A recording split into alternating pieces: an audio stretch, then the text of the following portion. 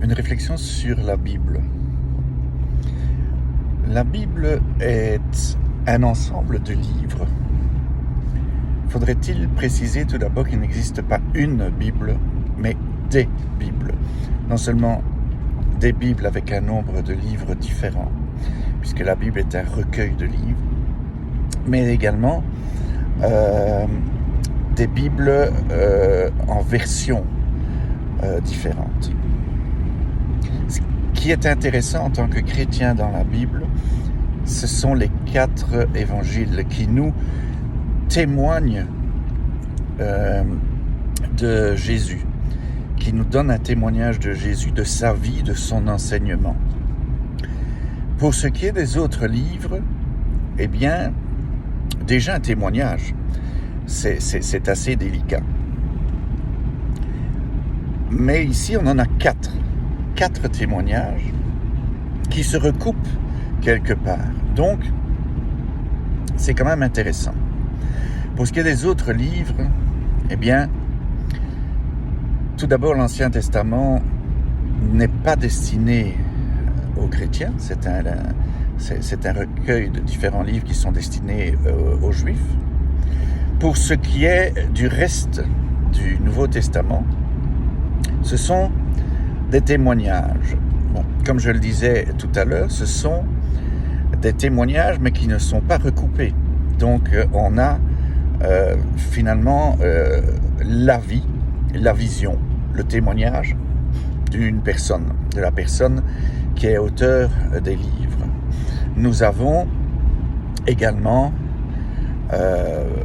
des lettres d'exhortation qui ont été envoyées à des communautés, mais ces épîtres sont finalement également non recoupées et sont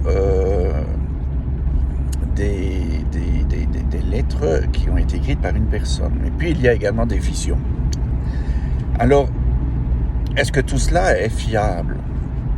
Bon, je sais qu'on va venir me dire oui, mais ce sont des écritures qui ont été inspirées par Dieu, par son esprit. Ouais. Bon. Je ferai une autre vidéo à ce sujet-là parce que ce serait assez long à réfléchir, mais bon.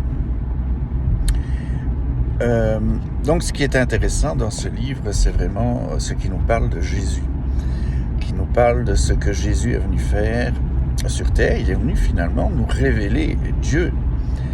Et il est venu nous libérer de toute contrainte, de toute autre religion. Il est venu nous expliquer que finalement, toutes les religions sont... Je vais faire attention à ce que je dis parce que, évidemment, on pense tout de suite au peuple juif, mais sont comme conditionnés. Tandis que lui vient nous libérer, nous dire qu'il n'y a plus de conditions, que Dieu est là et que Dieu est amour, et il vient nous délivrer son message, qui est d'aimer. Et puis il s'en va, et il nous laisse l'esprit pour avoir la possibilité d'être en communication avec Dieu en tout temps. Alors, je pense très sincèrement, et je suis convaincu, que la majorité des chrétiens mettent la Bible à la place de l'esprit, qu'il y a là quelque chose d'erroné.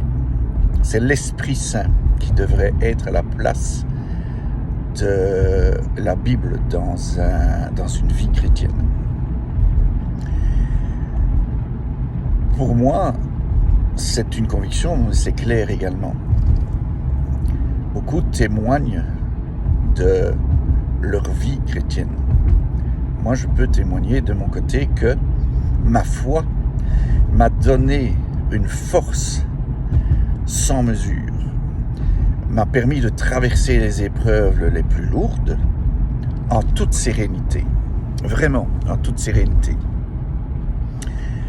Et ça, c'est plus fort que de venir me commenter un verset biblique qui va être interprété, qui va être en contradiction avec quelque chose ou une interprétation de quelqu'un d'autre. Alors, ça c'est de la théorie.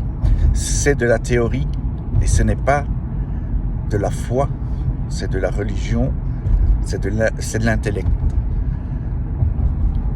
On vit sa foi et on devrait non pas témoigner de petites choses personnelles, mais témoigner de ce que l'on vit et également témoigner de ce que l'on voit ailleurs